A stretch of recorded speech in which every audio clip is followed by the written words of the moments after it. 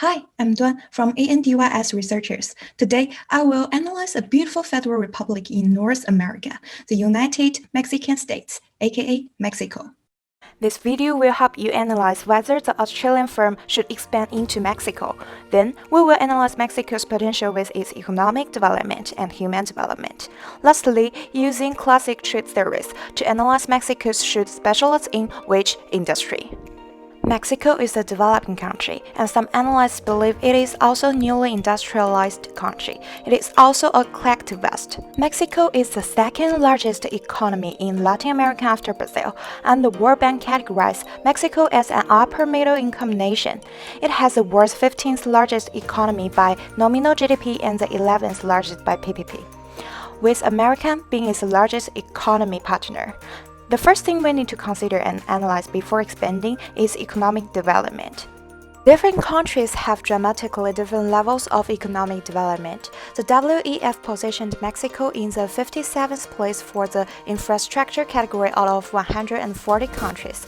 And Mexico is also a country with abundant natural resources like mineral and fuel. As a country with an emerging market, Mexico encourages innovation and entrepreneurship. Economic development is an essential measure of whether this country can attract international expansion. This level of economic development commonly measured by gross nation income per capita and purchasing power parity. GNI calculates the total income earned by the nation's people and business. It's used to measure and track a nation's wealth from year to year. And the PPP, also called the Big Mac Index, is the metric to compare economic productivity and living standard between countries. The PPP method of conversion is a much more accurate way of making cross-country comparison of value between countries. In 2019, the GNI per capita for Mexico was $9,430, ranked 74 globally. It increased by 2.72% from 2018. This means an increase in Mexico nation income and living standards. The PPP in 2019 it was $19,810. PPP GNI is GNI converted to international dollars using PPP rates. As a standard analyzed from World Bank, the upper middle income level is $70,232. That indicates that even though the cost of living in Mexico has been lower than the US, their potential purchasing power is high. And companies can consider this condition to evaluate before expanding to this country. Human development should also be considered when analyzing a country's potential. According to Sen, development is about creating freedom for people and removing obstacles to greater freedom. HDI dynamically reflects the state of human development. It reveals a country's priority development items, provides a basis for countries globally, especially developing countries, to formulate development policies, thereby helping to tap a country's economic development potential. HDI is a summary measure of average achievement in three key dimensions of human development. First is a health dimension, which is assessed by life expectancy at birth. Between 1990 and 2019, Mexico's life expectancy at birth increased by 4.1 years to 75 years. The quality of life of Mexicans has improved, but Mexico has to continue to improve healthcare, security, and the urban and rural disparities. Second is the education dimension, which measured by mean of years of schooling for adults aged 25 years and more, and expected years of schooling for children of school entering age. Mexico's mean years of schooling is 8.6 years. It's already increased by 3.1 years from 1990. Mexican primary school is offered free of charge to children in Mexico and is mandatory for all children aged 6 to 12. High school was not mandatory for Mexican students until very recently, and compulsory for all children to complete their education through to the 12th grade. Due to the lack of infrastructure in rural schools, and the majority of Mexico's population living in non-urban areas, the number of students completing their studies is very small, and the number of students who choose to continue higher education after completing the required courses is also low. Last is the standard of living dimension. It's measured by gross nation income per capita. Mexico's GNI per capita increased by 34% between 1990 and 2019. In 2019, it reached $70,628.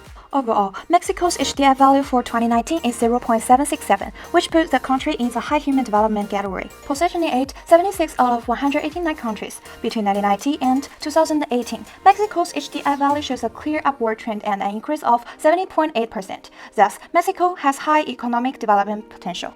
Now there is a question, which measure is of greater significance to an Australian firm considering establish a presence in Mexico? My answer will be the Human Development Index. the insight into economic development is limited. G9 and PPP only captures the development level at a particular point in time, and also cannot always reflect the whole situation. However, HDI is dynamically to reflect people's living standards. It makes the analysis more comprehensive. G9 and PPP does not reflect different classes or demographics within a population, and a significant problem in Mexico is a large gap between rich and poor. People from different regions and classes have different levels of wealth, education, and disposable income. Overall, HDI could be more comprehensive and accurately reflect the national economy and citizens' living standards, including political and economic factors. Thus, if the Australian firm considers establishing a presence in Mexico, HDI will be more significant. When they intend to trade with other countries and decide which specialized industries we could choose, we could analyze with classical trade theory. The two theories are the absolute advantage and comparative advantage. Adam Smith proposed the absolute advantage theory in 1776. In the content of international trade, a country's resources would be utilized in the best possible way, in the production of goods and services, in which the country has a productivity advantage compared with other countries, and national wealth would be maximized. It suggests Mexico specializes in producing goods that they have an absolute advantage and then trade these goods to exchange for goods from other countries, like crown and beans production in Mexico. However, David Ricardo developed the theory of comparative advantage in the 19th century.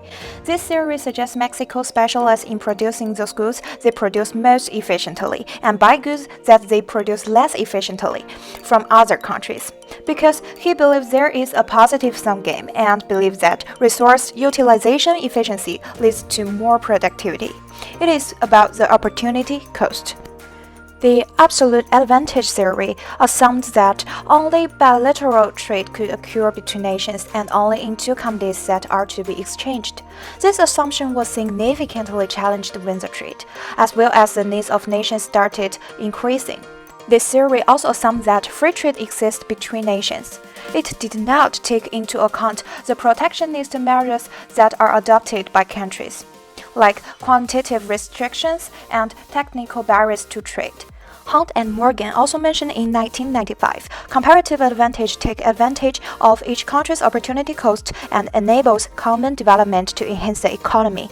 Thus, Mexico could specialize in 2 to 3 industries that have comparative advantage to other countries. The top export of Mexico is automotive manufacturing, including cars and vehicle parts. Mexico is the 6th largest producer of vehicles globally, and is also the largest supplier of auto parts to the US and an automotive global export platform. The automotive sector has a high economic value in Mexico, leaving about 3.6% of GDP year after year.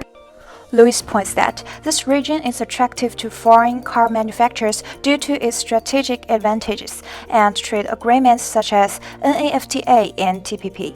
It also reduces Mexico's barriers to exports to other countries.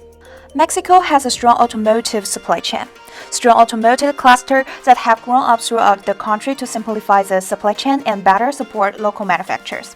The big 3 automakers, Chrysler, Ford, and GM, all had full-scale assembly plants in Mexico.